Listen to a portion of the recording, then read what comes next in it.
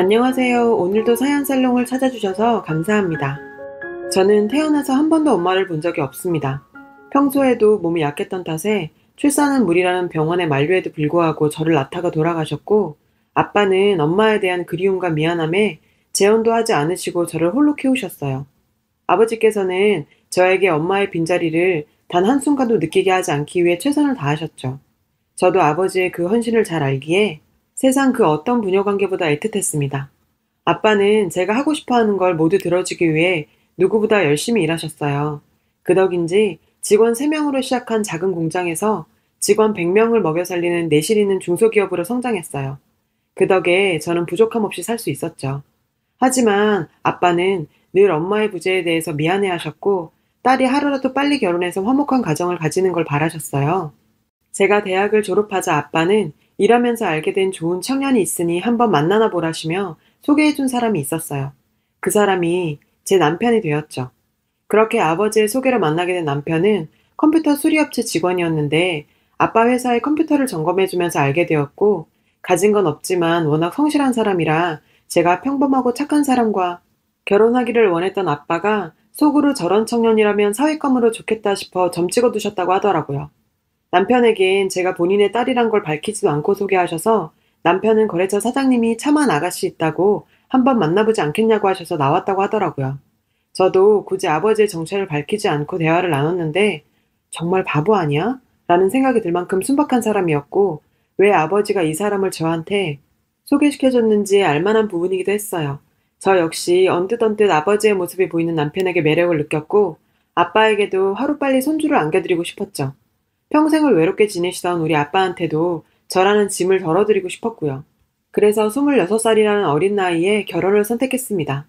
남편은 저와의 결혼을 약속하고 처음 우리 아빠와 만나는 자리에서 본인에게 저를 소개해준 사람이 장인 될 사람이란 걸 알게 되었어요.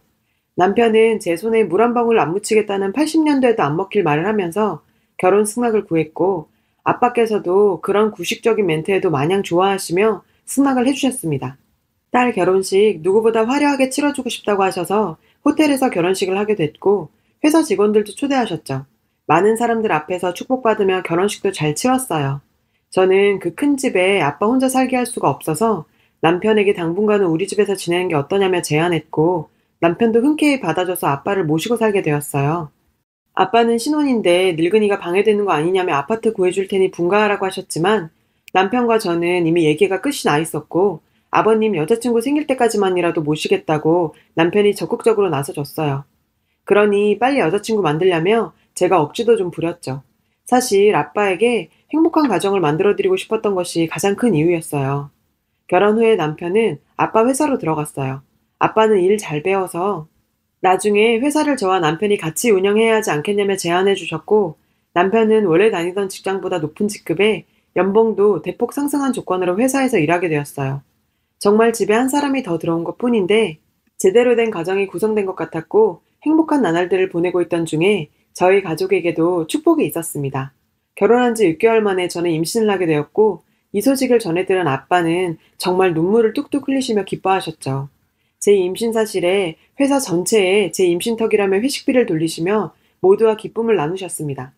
아빠와 남편은 저를 무슨 갓난 아기 다루듯 보살폈고, 두 남자의 든든한 보살핌 속에 무사히 건강한 아들을 낳았어요.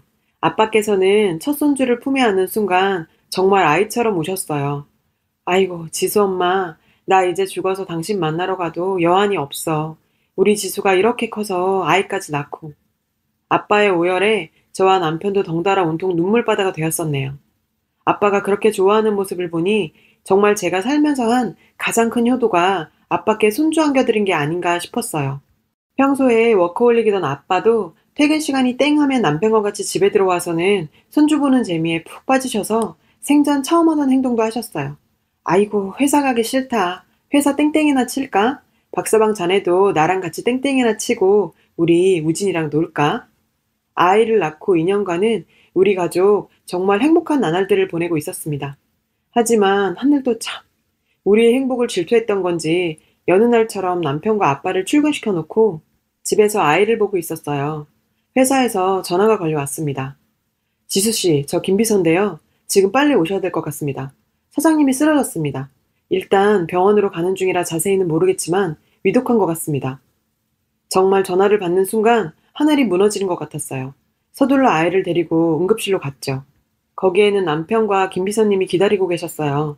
제가 도착하자 남편은 아빠가 아침 회의를 끝내시고 나오는 길에 갑자기 쓰러지셔서 못 일어나셨다고 남편도 놀라서 손까지 벌벌 떨고 있었어요. 아빠가 수술실에 있는 1분 1초가 하루처럼 느껴지고 머릿속에는 온갖 무서운 생각이 들어 견딜 수가 없었어요.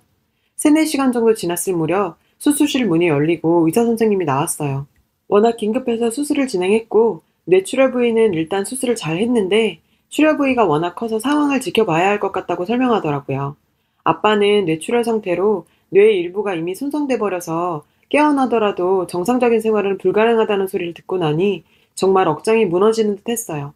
그렇게 아빠의 투병 생활은 시작되고 회사는 일단 전문 CEO 체제로 전환되어 운영되게 되었어요. 아빠는 저에게 평생 사랑을 주셨는데 아빠의 병간호를 남에게만 맡길 수 없어서 전문 간병인과 번갈아 가며 아빠를 보살폈습니다. 정말 저에게 태산 같게만 느껴지던 아빠가 저렇게 인공호흡기에 의존해서 누워있는 모습을 보는 건 정말 힘들었어요. 제가 아빠의 상태를 들으러 의사 선생님께 다녀오는 사이에 아빠의 입원 소식을 들은 시어머니와 신우가 병문안을 와 있더라고요. 그때 저는 우연히 그들이 이야기하는 걸 듣게 됐죠. 사돈 뇌출혈로 깨어나실 확률이 거의 없다고 하던데 그럼 우리 아들이 사장님 되는 건가? 엄마, 당연하지. 언니는 회사 일에 별 관심 없어 보이던데. 오빠가 회사 대표 해야지. 사돈께서도 그러라고 회사에서 일 배우러 가신 거 아니야? 우리 준태가 그 집에 들어가서 고생을 얼마나 했는데. 당연하지. 어차피 외동딸이잖니. 회사 운영은 남자가 해야지. 언니가 상속받을 재산이 어마어마할 거야. 엄마 그거 알아? 저쪽 사거리에 있는 10층짜리 건물도 사돈 거래. 그것도 다 우리 준태 거 되는 거 아니겠니? 이제 우리 집도 팔자가 피는구나. 사돈이 뇌출혈로 쓰러져서 사경을 헤매는데 병문안이라고 온 시댁 인간들이 저렇게 떠들어대는 헛소리에 참을 수가 없었습니다. 어머님, 도대체 제정신이세요? 지금 사경을 헤매는 사람 병문안 와서 그게 할 소리예요? 도대체 왜 아직 돌아가시지도 않은 우리 아버지 이야기를 그렇게 마음대로 하세요? 언니, 엄마 말은 그게 아니라 아가씨는 입 다무세요. 그 10층짜리 건물이 왜요? 그거 누가 준대요? 우리 아버지 재산에 아가씨가 관심을 가져요. 우리 아빠가 쓰러지셔서 기분 좋아요? 언니, 말이 너무 심하잖아요. 돈 좀 있다고 말을 막 하고 그래도 되는 거예요? 그래, 너 말이 참 심하다. 신우이한테 입 다물라니. 네 아버지가 없으면 네 남편이 가장인데 지금도 네 남편 회사에서 고생하고 있는 거 안 보이니? 정말 너무 어처구니가 없어서 시어머니와 신우이를 병문안도 받지 않고 그대로 돌려보냈습니다. 퇴근 후 남편은 저에게 병문안까지 온 사람들을 병문안도 안 받고 돌려보내는 건 무슨 경우냐며 저에게 화를 내더라고요. 저는 오늘 오전에 있었던 일을 남편에게 알려줬죠. 동생과 어머니가 나쁜 의도로 그러진 않았을 거라며 자기가 잘 말할 테니 걱정 말라고 했어요. 그러면서 저를 달랬고 저도 아빠 일만으로도 머리가 너무 복잡했기에 더 이상 이 일로 싸울 만한 기력도 안 남았었어요. 그저 아빠가 제발 한 번이라도 눈을 뜨시길 기다렸습니다. 하지만 하늘은 저에게 가혹했어요. 6개월간 아빠 옆에서 간호하며 깨어나시기만을 빌었지만 아빠는 뭐가 그리 급했는지 엄마 곁으로 가셨습니다. 장례식 마지막 날 김 비서님이 찾아오셔서 아빠가 생전에 써놓으셨던 유언장을 보여주셨어요. 아빠의 재산은 모두 제 앞으로 남긴다는 내용과 함께 회사는 제가 원한다면 제가 운영하고 그게 아니라면 전문 CEO에게 맡기라고. 절대 사위가 회사 운영하게 해서는 안 된다고 남겼더라고요. 그리고 김 비서님은 조심스럽게 제가 6개월간 아빠 병간호하는 동안 있었던 일을 알려주셨어요. 아빠가 쓰러지고 회사에선 호랑이 없는 굴에서 여우가 대장질한다고 남편은 아빠의 사위라는 허울 아래서 마치 자신이 사장이 된 양 굴었고 저놈 저럴 줄 알았다는 사람들도 많았답니다. 그래도 다른 직원들이나 간부들도 진짜 회사를 물려받을지도 모르는 남편의 위세에 눌려 아무 말도 못하고 있다고 하더라고요. 회사에서 아버지 사위로 대접받으면서 이제까지와는 다른 대접을 받으며 지내다 보니 사람이 변했다는 걸 아빠는 이미 알고 계셨던 것 같습니다. 그래서 그런 유언을 남기셨던 것 같아요. 아버지 장례가 끝난 후 정신없는 시간들을 보내고 있던 중 시어머니 생신날에 오랜만에 시댁에 방문하게 되었어요. 아빠가 돌아가신 후 남편과도 약간은 서먹해진 상태였기도 했고 병원에서 들은 시댁 식구 이야기들과 겹쳐서 아빠의 유언이 머릿속에 계속 맴돌았거든요. 남편은 이미 시댁에 와 있었고 들어가는 순간 뭔가 이상하더라고요. 시댁 집 앞에서 어디서 많이 보던 차가 서 있었는데 그건 분명 아빠 차였습니다. 아빠 차가 시댁 앞에 세워져 있는 걸 보니 의문을 가질 수밖에 없었죠. 그리고 듣게 된 시댁 식구들의 대화는 정말 저것들이 인간인가 싶을 정도로 악랄했습니다. 이야, 이제 그 회사 우리 아들이 맡는 거야? 사장님 아들 둔 덕에 벤츠도 다 타보고 정말 호강한다 호강해. 준태야, 니 처한테 말 잘해서 그 건물에 내 가게도 하나 좀 내주면 어떠니? 엄마, 그런 것까지 마누라한테 물어보고 해야 돼? 내가 가장인데? 걱정 마. 하고 싶은 가게 있으면 말만 해. 내가 알아보고 차려줄게. 건물주가 이런 게 좋은 거 아니겠어? 오빠, 저번에 말한 것도 잊지 마. 나 카페 차려준다는 거. 그 시댁 가족들의 대화는 우리 아빠 재산이 마치 자기들 재산이냥 굴면서 지들끼리 이거 해준다 저거 해준다 김칫국 드링킹을 하고 있더라고요. 아버지 병문안 와서도 그러더니 이 쓰레기 같은 족속들을 더 이상 두고 볼 수만은 없었습니다. 지금 다들 무슨 소리를 하고 있는 거예요? 왜 우리 아빠 건물에 니들이 장사를 하니 많이 떠드는 거냐고. 당신이 뭔데 우리 아빠 건물에 이러쿵저러쿵 말하는 건데? 그리고 저 밖에 우리 아빠 차가 왜 서 있는 건데? 당신 뭐 하는 짓이야? 갑자기 이렇게 들어와서 좋은 날 왜 큰 소리야? 지금 겨우 그런 걸로 시어머니 생신날 와서 이렇게 큰 소리 지르는 거야? 남편 가족한테 좀 베푸는 게 그렇게 싫어? 돈 많은 사람들 욕심 많다더니 딱 이 꼴 보고 하는 말이네. 어차피 탈 사람도 없는 차 좀 타면 어떻다고 이렇게 난리냐? 탈 사람도 없는 차? 진짜 빌어먹을 놈이네. 지금 그걸 말이라고 하는 거야? 아, 이제 알겠네. 아빠가 왜 당신 회사 운영에 참여시키지 말라고 한 건지. 이제 우린 끝이야. 이혼해. 정말 제가 알던 그 순박한 사람이 맞나 싶을 정도로 뻔뻔하게 짝이 없는 사람이었습니다. 더 이상 이렇게 변해버린 남편과 우리 아빠가 돌아가셨는데 기회 노린 듯 돈만 보고 득달같이 잘려드는 이런 인간들을 더는 보고 살 수 없다는 생각에 저는 그 자리에서 이혼을 통보했습니다. 저희 갑작스러운 이혼 통보에 시댁 식구 모두가 얼어붙었고 정적을 깨고 시어머니께서는 말씀하셨죠. 얘야, 흥분 가라앉히고 어차피 너 아버지 재산 많이 받았잖니. 네 남편 가족들 좀 편하게 살게 해주는 게 큰 문제니. 너도 이혼하고 재산분할 소송하면 네가 불리한 거 아니냐. 너도 이제 남편까지 없으면 세상에 믿을 사람이 어딨니. 그러니 무슨 재산분할 같은 무식한 소리를 하는 시어머니를 보고 있으니 정말 이 집안은 우리 아빠 재산에 눈이 뒤집혀 있었다는 게 보이더라고요. 아버지 쓰러졌을 때 자기들끼리 그런 이야기 한 이유가 이런 거구나 싶었죠. 참 어이가 없어서. 어머님, 무식하면 뭘 좀 알아보고 얘기하세요. 상속받은 재산이 왜 재산분할에 들어가요? 그리고 제가 이 말까지는 안 하려고 했는데요. 저 인간이 당신의 가족들 회사에 이름 올려서 월급도 타먹고 있는 거 다 알아요. 당신 아들하고 재산분할 소송 붙을 일 없으니 쓰잘데기 없는 걱정하지 말고 당신 아들 깜빵 가면 면회나 잘 가요.